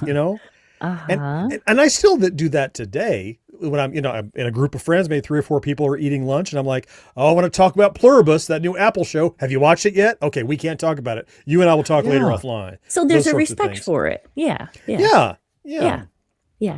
So, it makes me think of something else now. Because I'm wondering if in the one of the arguments could be made that why things weren't spoiled in the 80s was because we didn't have social media. So it wasn't easy to do it. But like we're talking about our small local groups and we still weren't motivated. So I wonder if part of it is that anonymity that, if you're not ruining it if you're ruining it for strangers, faceless strangers, maybe that's one thing. It doesn't matter. And maybe that trumps, the sense of responsibility that you'd have to a friend. Yeah. That's a great point because people say all manner of things when they are anonymous. Oh, yeah. People can be like shut that fucking thing off already. Yeah. What was that? And I have too much respect for, so there's a certain class of movie that like I would put in like Fight Club, Usual Suspects, The Sixth Sense, things like that there are 3 movies. It's the movie you see the first time you see it, clean slate. Yeah. Okay. The second time you see it, now you're watching for all the shit you missed to make sure it all aligns and nobody cheated you. Yeah. Every other time you watch it, it's the third flavor of that movie. And to spoil it for someone, you're fast forwarding straight to the second one. They missed the best version of the movie, which is be surprised. Look and see if you can figure it out. Don't go through the whole thing. Oh, well, I know it's such and such. Let's see if there's any clues. That's the version 2. That's the second time you get to watch it. And I'm just so sensitive. I don't want to ruin that for anyone. Even people I don't care for that much, I'm not interested in ruining for them either, because collateral damage can happen to people that aren't jerks. Yeah. And it's sort of the golden rule kind of thing too. Yeah. I don't want someone walking up to me and telling me something about it. So I did a little research because, I like to try to back up some things with science if I can. Regarding this first question that I said, why do people like spoiling stories? I couldn't find anything on it. No academic studies, no papers written on it. I'm thinking about reaching out to Travis Langley and the Psychic Geeks that helped me last year talking about a psychological aspect of pop culture. But absent any apparent research, instead what I did is I turned to studies regarding gossip because I think there's some maybe analogies to be drawn. And from that, I just, culled the ones that I thought maybe are appropriate for spoiling stuff. First, like we talked about, there's an impetus for content creators because it's their business. So if you make money by, quote, breaking news, then you're going to do it, regardless of maybe what the impact might be. And in that sense, if they're making money doing it, well, then they're encouraged to do it. Thinking about your example, John, I learned that someone who has really sort of made the name for themselves by doing spoilers was first breaking news about The Bachelorette, I want to say, years ago. Because they were finding out from people that worked on the show, like who would win and who would be kicked off. And they were saying it weeks in advance on their blog. Terrible. Oh, wow. Terrible. What? Yeah. But their viewership increased that, tenfold as a result. Yeah. But it damages the show for those watching. It's like, it's so contradictory that what enriches your life ruins the experience for so many others. It's just it's out of balance. Yeah. Although I suppose there are some people who don't mind the spoilers or who want the fast forward, who just cannot delay the gratification. They just don't want to. They don't want to spend the time to watch it. They just want those with short attention spans, perhaps. They can't watch the whole episode. Just tell me who got voted off. Possibly, yeah. Your guys are on the track of what I found, but it's slightly different. Let me tell you a couple things about this other thing. We'll move right on. And again, I'm using gossip as an analogy. We'll get to the end, John. I promise, real fast. He's hungry. So I'm going to say gossip here, but again, we're drawing some analogies to what are we talking about? Spoilers. People like to gossip because it gives them a sense that they possess secret information, which gives them a sense of power. And people want to be seen as being in the know. Yes. Yep. I was thinking about that myself. Gossip's power. Absolutely. Yep. Some people really, get into that. Through gossip, like in spoilers, social bonds can be strengthened. You won't believe what I heard that you don't know. What was it? What was it? Oh, yeah. Oh, shoot. So you maybe knew something about Marcus. See, Will was waiting to hear. Yeah. And is it about Cat? I think we could say this about spoilers. This idea that you could strengthen bonds with other folks in a community because fandoms are very, tight knit groups of folks. Yeah. And fandoms then, but can react to these spoilers, share additional information, opinions, and feel drawn closer together, which fosters this sense of belonging, which may be even more challenging now when a lot of stuff is just virtual. And finally, the other thing I observed that may be similar to gossip for spoilers is that it feels good. It turns out, according to a study by the University of Pavia, which I'm not familiar with, they conducted research into the consequences of gossiping. Now, they only focused on women, so I don't know why that was, but they discovered that chatting with others causes the brain to release a biochemical referred to as oxytocin. Oh, which is often referred to as the love hormone. Yes. Isn't that what your DJ name was, John? Oxytocin or the love hormone? Which you one? did overnights on that Tallahassee station? I was DJ Love Hormone. That's exactly right. Good research. And it's called the love hormone. You can't make a vitamin. Oh, yeah, I get that. Okay, ask your husband about it. See, John, when I was a kid, I remember this one. How do you make a hormone? Don't pay her. Got it. Anyway, but it's also the same. It's the same hormone that's released during sex, so that's why it makes you feel good. All right. Anyway, so look, let's talk more about this other part of it, which I think you guys are into. Getting sort of coming around to. Do people like having things spoiled? Now, I don't. I'm like you were saying, Kat. I like trying to figure it out myself, or going on this journey. I was reminded of when Harry met Sally. Harry, Billy Crystal, played by Billy Crystal, explains his cynicism to Sally, Meg Ryan, by saying, quote, "When I get a new book, I read the last page first. That way, if I die before I finish it, I know how it comes out. Oh, my God. That, my friend, is a dark side." End quote. Yes.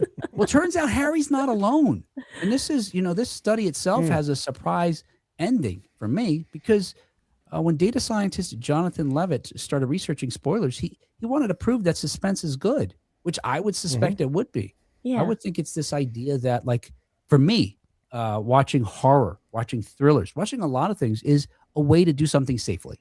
Yeah. I can experience the emotional roller coaster of it Video without- games, same way, right? Yeah. Get into scenarios that you should not be in and may not survive, but do it virtually. Yeah, it's the same idea. Let yourself get worked up. If it's kind of like exposure therapy in a sense, if you want to take it that far. Yeah. But instead of doing that, according to his 2011 study, which was published in Psychological Science, No? Yes? Shit, what did I do here? It wasn't published or in a different journal? Maybe this is the same guy. All right, I'm going to say it this way, and I hopefully love the point in recording. When Hopefully, Will says this will be What right. did I do here? Instead, according to a 2011 study published in Psychological Science by Levitt and University of California, San Diego psychology professor Nicholas Christenfeld, it turned out that people enjoy a story more when they know how it ends. What? Yeah. Only differently. Like we were just saying. I Right, think you can enjoy it differently once you know it. Yeah. But you Yes. have missed the singular opportunity to experience it without knowing is the problem. Right. But what it turns, go ahead, Kat. Yeah, it might be the same thing that John is saying, but yes, it's different. And I would argue in some movie watchings, perhaps it can be stressful to not know what the ending is. Sure. And whereas if you're watching it again and you already know it's happening, you're getting a sense of mastery over it. And so those, you do different things to our brains and our emotions, of course. But I love All how right. Kat, the one who studied therapy among us, psychology, gets right to it. Yeah, you're right, Kat. That's a lot of it. That folks don't like. A lot of folks don't like the first viewing of something. because it's anxiety producing. Yes, Allison McElroy, a therapist in Oakland, California, sees a lot of spoiler lovers in her practice. According to her, knowing spoilers beforehand allows many to forego the anxiety otherwise created by an unpredictable plot. Right. She says, quote, when you're anticipating something bad happening, your heart starts pumping and you're not enjoying yourself anymore, end quote. Maybe for some people. That's a good point, Yes. right? Sometimes you want that heart to. I want to be scared in a scary movie. Yeah. Yes. Don't give me a card on the way in. Don't worry. This guy and this girl, they live to the end. Relax. Yeah. I want to feel the peril. Isn't that part of it? Yes, it's more relaxing. I would argue it's not as stimulating. It's not as energizing. Mm-hmm. Well, yes. She suggests that if you're distracted by this, anxiety, you're unable to savor the other elements of the story, that they've put before you. Whereas if you have the anxiety removed, now I could take, I could smell the roses, which are like incidental to the plot, by the way. Yeah, right. So let me tell you my therapeutic trick for in a horror movie and I'm feeling too much tension. It's a really great trick. Here's what you do. You're watching the movie. Now, wait a minute. No. This is not a bit. This is a real tip. Wait, stop. What could he possibly say, Kat, that would be worthy? I can't even think what the joke would be. There's a popcorn bucket. I don't know. Oh gosh. Once again, Kat is the filthiest person on the show. Even in this year of 2026 already. We're less than a week in, Kat, and you've already taken the crown. I'll try not Will, to next time. Would you like to hear my trick? Oh, please. I want to hear your trick. Let me look at you. Let me Brady Bunch this video. I want to hear how you release the tension. I'm watching Kat. For crying out loud, Kat. Can't stay away from it. Balls. Happy birthday. I'm watching the movie. Mm-hmm. And I'm literally, I'm embroiled in it and I'm scared. And I'm like, it's tense. All I do is I just look up and I go, oh, I'm in a theater. Yes. I'm in a movie theater. Yes. And I haven't missed a thing. It's still all in my periphery, but you get sucked into the film and in the back of your head, but your monkey brain's in the front and you're this fight or flight and it's all there. If I could just remind myself like, oh yeah, I'm in a theater, there's an air conditioning duct. Okay, come right back down. But I put it on a slow drip. Like I don't do it a lot. And I should every once in a while, I'm like, okay. I feel the rage simmering. I'm not as feel like I need to run. And then I can enjoy it again in the way that I understand this study is saying, well, some people can't live through that. You can. Just pinch yourself somehow. Remind yourself that what you're watching is cinema or it's entertainment or it's whatever it is that's surprising, and get right back into it because it's like a reset button in a way. It kind of brings it down. It kind of it's like taking it off the heat for just a second. It's about to boil over, Yeah. Yeah. I do the same thing, John. Do you? Oh, great. Yeah. That's a good trick. I think I'm always doing that though. Like I'm watching the movie. Are you like this? Let me know when it's over. Well, it sounds terrible.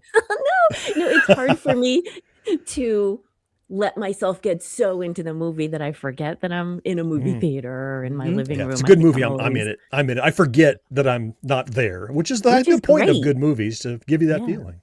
That is great.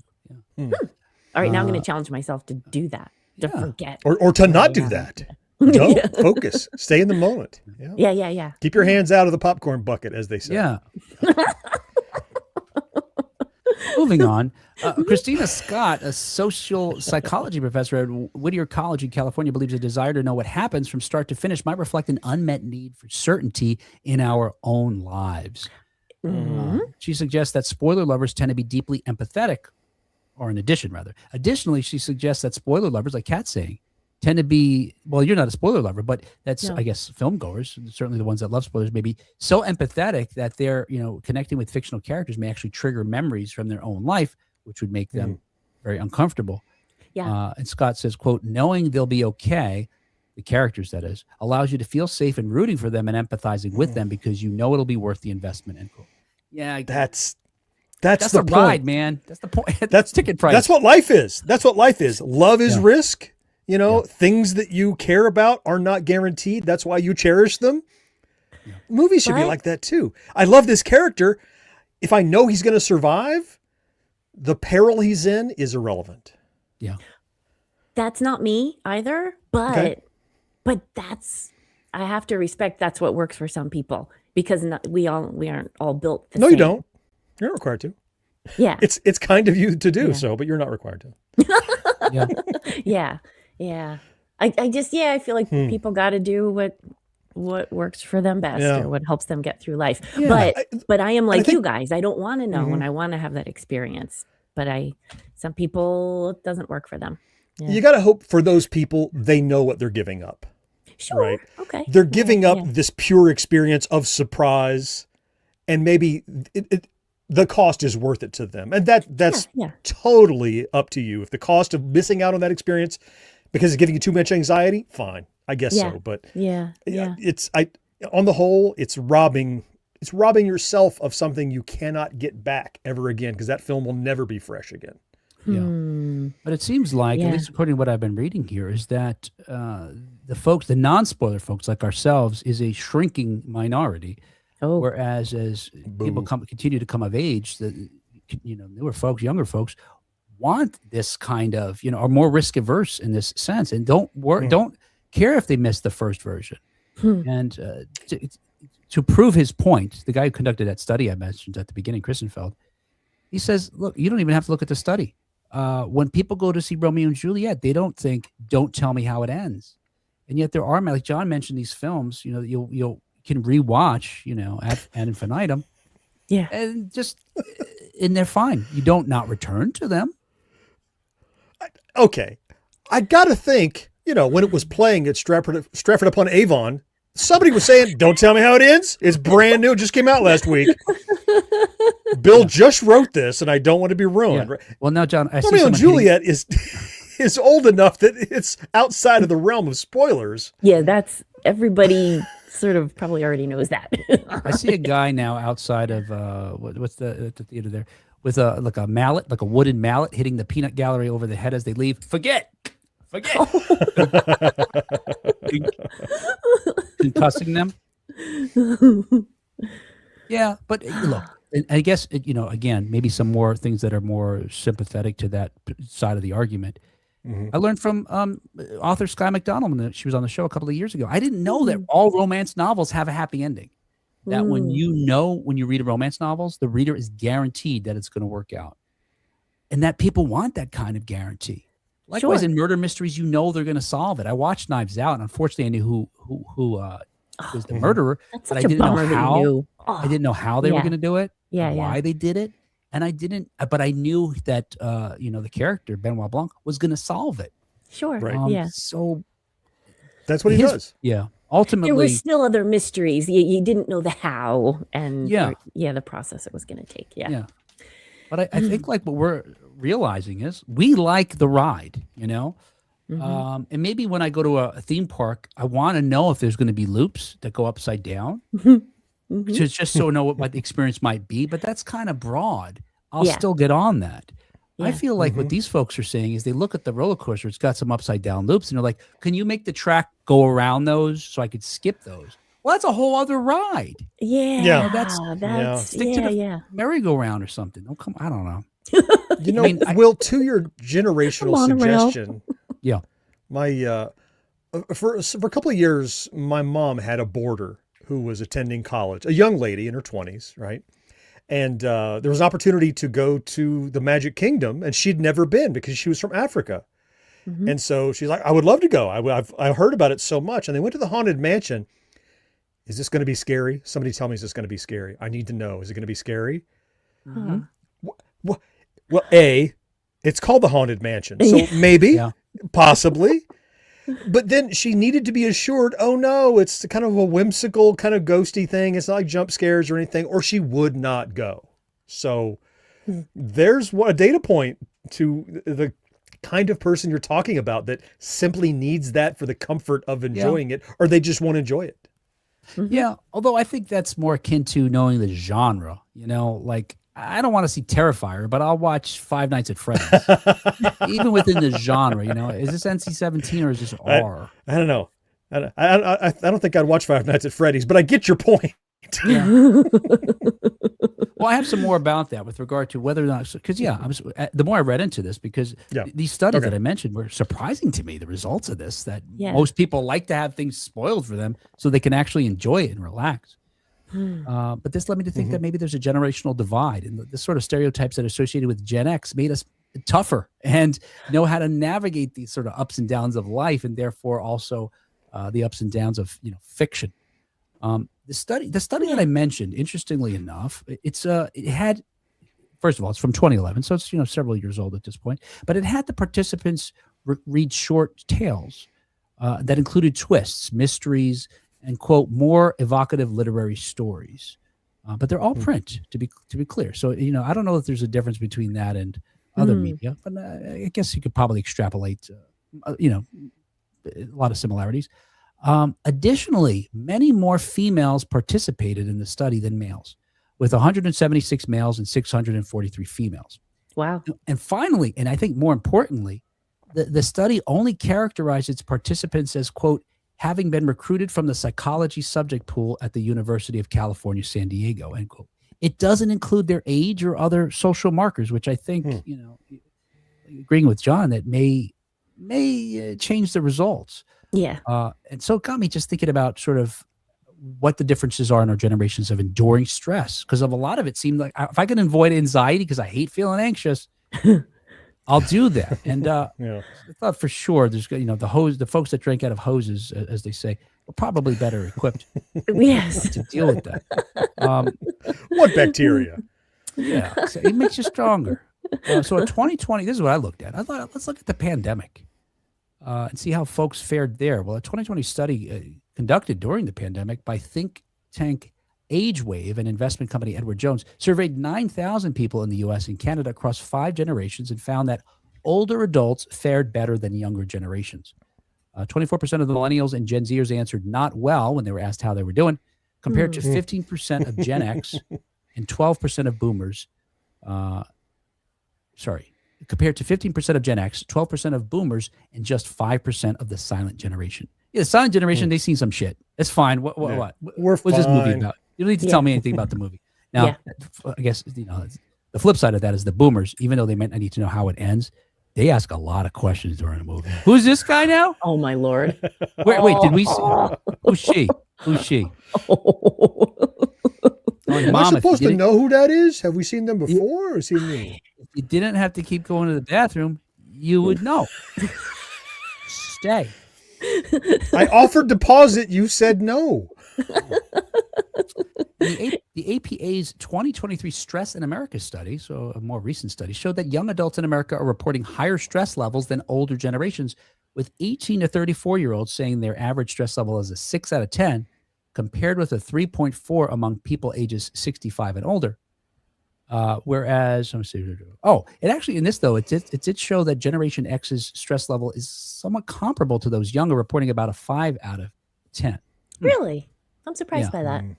Yeah. And that sort of how those things fell, on the charts was similar to pre-pandemic as well. So they just moved. Everyone got a little more stressed after, but they relative to one another, they're the same. That checks out. But there's a distinction to be made between us and the younger folks, because the effect of stress on them has a greater impact.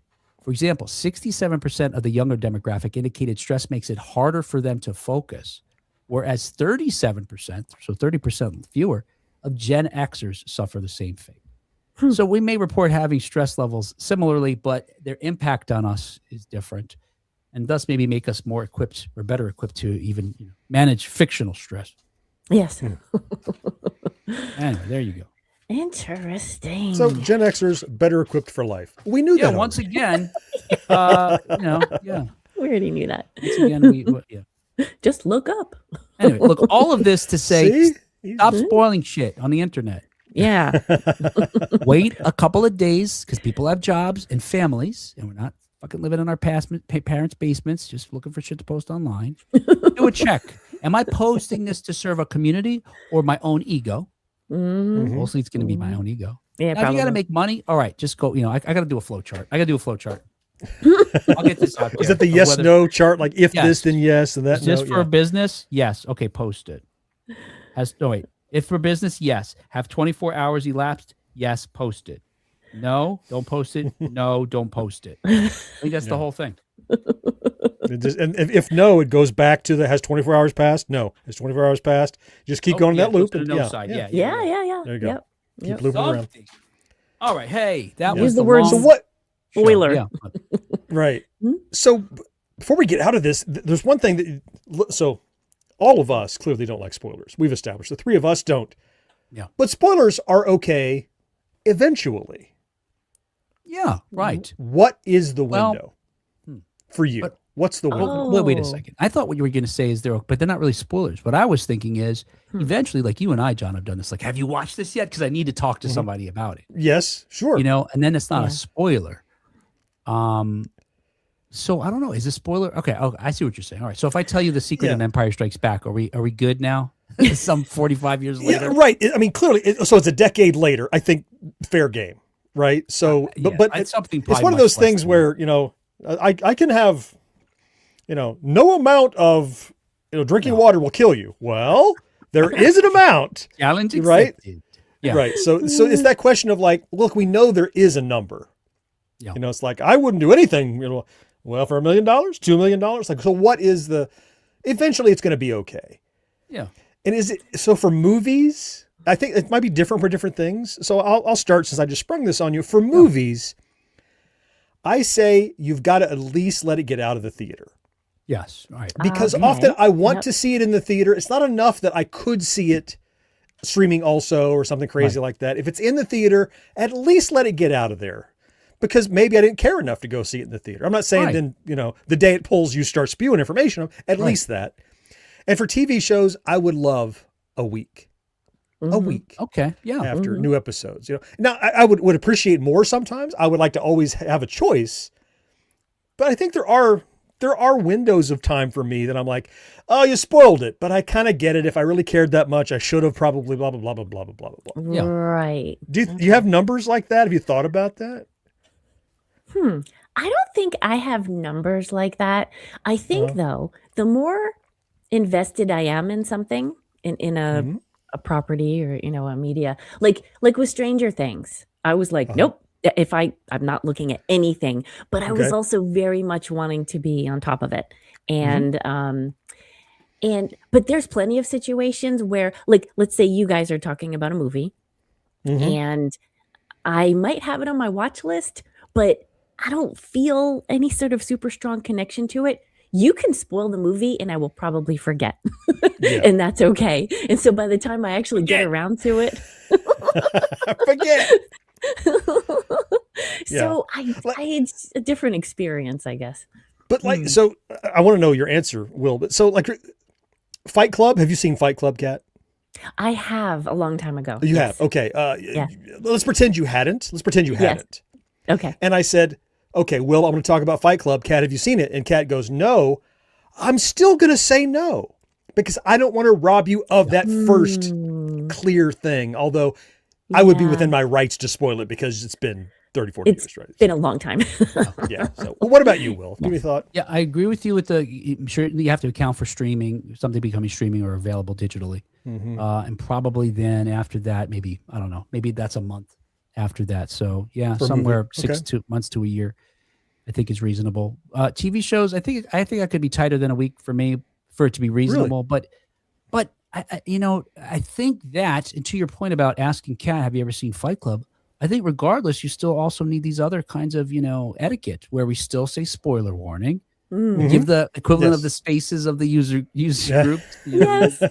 Usenet groups or whatever that is online. Threads has a neat thing where you can actually, what do they call it? I can't remember, but you can make a text seem blurry until you click Discord on it. has the same thing. You can highlight, just like you can do italics or bold, you can highlight it and it's a little eyeball and it puts it black on black text. And if you click on it, it'll expose it for you in that moment. Yeah. Or if you don't click on it, you're fine. And so people say, I can't believe was the killer. Right. So they'll blank out the part. If now you know what's in it, don't click if you don't want to know. So those are nice mechanics in some of these systems, but people have to use them is the problem. Yes. Yeah. And use them appropriately to your point about, I can't believe blank kill is the killer. What movie are we talking about?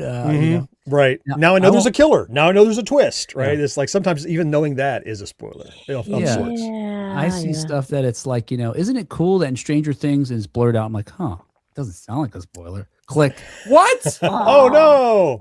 No.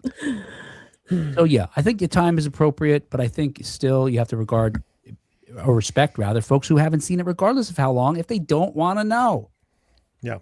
Yeah, I've talked to people who haven't seen movies that are years old. I'm like, my dad will talk about movies. I'm like, do you ever see this? No, it's like 10 years old. Like, you know what? I'm not going to tell you. He does the same thing for me. I won't tell you in case you're going to see it. And one of us will say, you know what? I'm probably never going to watch it, Dad. Just tell me. Just tell me. Let's talk about it. And that's happened to me. He tells me the whole movie, and it's just it's fine to hear him tell me it. That's good enough. Right. Yeah. All right. And then there's a copyright that spins around this globe and it fades to black. Pan up on the fast forward. What's from Executive Theater? It was a rather attractive young lady selling popcorn that day. I remember I asked her for an extra large. She gave me a smile. I thought, I'm married. Heck, what am I doing here? Flirting with this young lady. This is awful. Dad, what would DJ Love Hormone have to say about this? I'm going to tune it in. It's usually on. Love Hormone. We have some comments in case you want to mention any of them. I bet we do. What? Nick says spoilers are all over the internet. Yeah. Marcus says also there is this random podcast. I don't know if that's regarding. I think he's making fun of us. Yeah, this random podcast. Regarding spoilers, I think Marcus says what you're looking for, Will, is that for understanding why people do it. What you're looking for, Will, is that people are dicks on purpose. That's too bad. Brandon's biggest spoiler was when he saw Scream, or when Scream first came out. He says, I hadn't seen it yet, and at a party, a friend blurted out everything. Oh, jeez. I never got the viewing experience because of that. Man. Yeah, like what John was saying. Yeah, the true. Where's that button? That was. You know what? I'm gonna give it to Tim Cook right now too. Never gonna reproduce. Ted says I sure wish. I think. Ted says, I sure wish someone had spoiled the crying game for me. Oh, no. I was the only one who was crying at the end of that movie. Oh no, Ted. Usually I forget spoilers anyway when I watch the movie if I can't avoid them. Oh, me too, Ted. Me too. I don't think I knew the end. I don't think I knew the twist in the crying game when I saw. Not, I'm sure I know Ted's making light, but I don't think I knew it. Yeah, I did not. I don't think for that one it makes a big impact. Certainly it wouldn't today. I don't think. Yeah, it's just sleepaway camp for 20 years later. Yes, but love. Marcus says at some point, not keeping up with general pop culture has to be factored in. If you don't know Bruce Willis is dead by now, you probably ought to remove your head from the sand.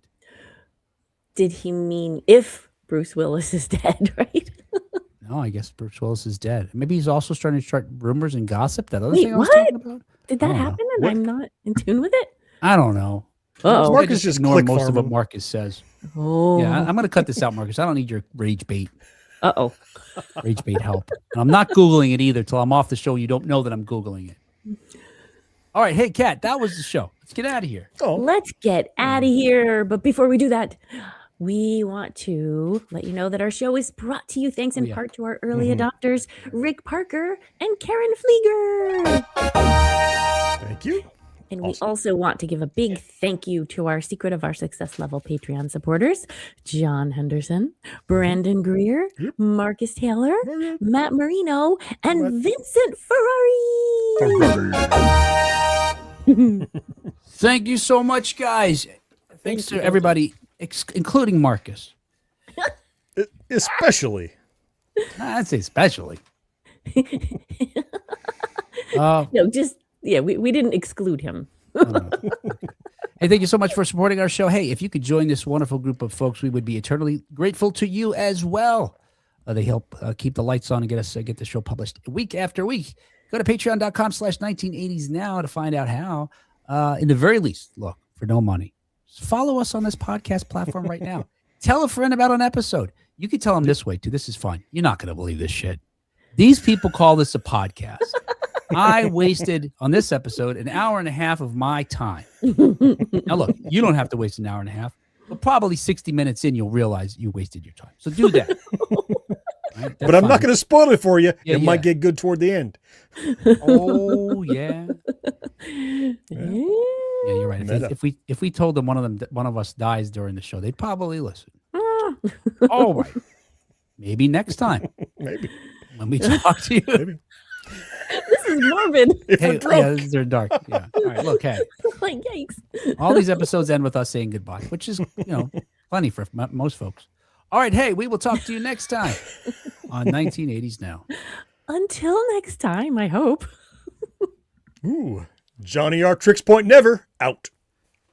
Damn. You put that in a nickname generator? Whoa.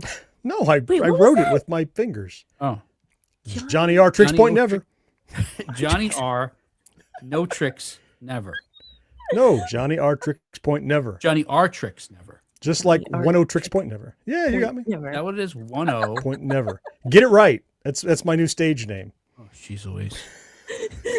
It just I can't wait to see how you spell it. Joining me, my friends Kat and Johnny R. Tricks Point Never. Hey, guys. See, that's how you start the next show. Yeah. Huh? I do a callback. Oh, no. That. No one's going to know about. Wait a minute. We didn't give you that nickname. You can't use it. But if he's doing it for branding purposes, then okay. So if he uses it on Gen X Grown Up now on his video channels, Oh, I'm going to be listening. I'm going to wait. Yeah. That's I right. want to see the Chiron. It's for tax that, John. deductible.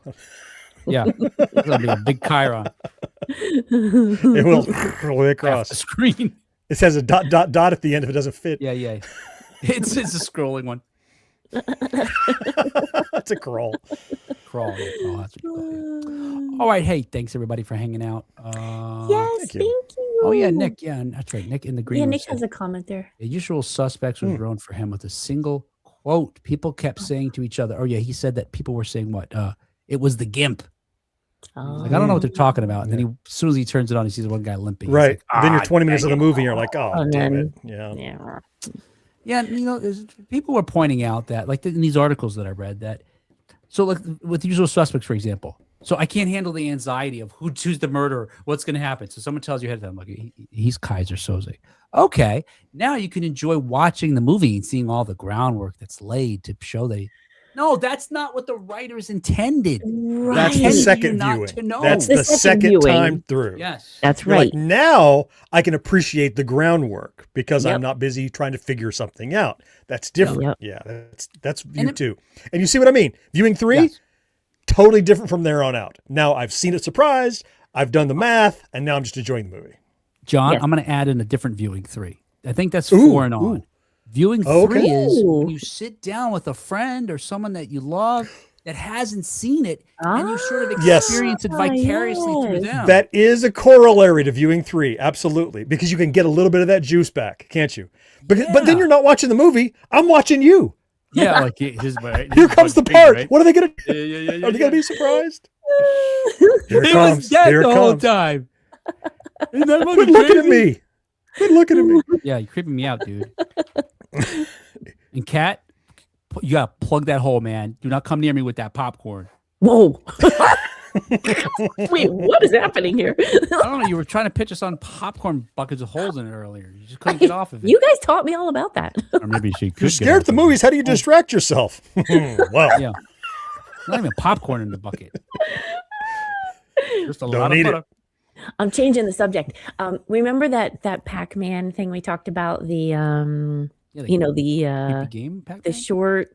Oh yeah, the animated show. Yeah, the animated one. What was it? Yeah. I had that experience of watching somebody experience it because I saw it. I just watched it on my own. Oh, Circle. Time. Yeah. We're talking about the secret level short. Yes. Yes, exactly that.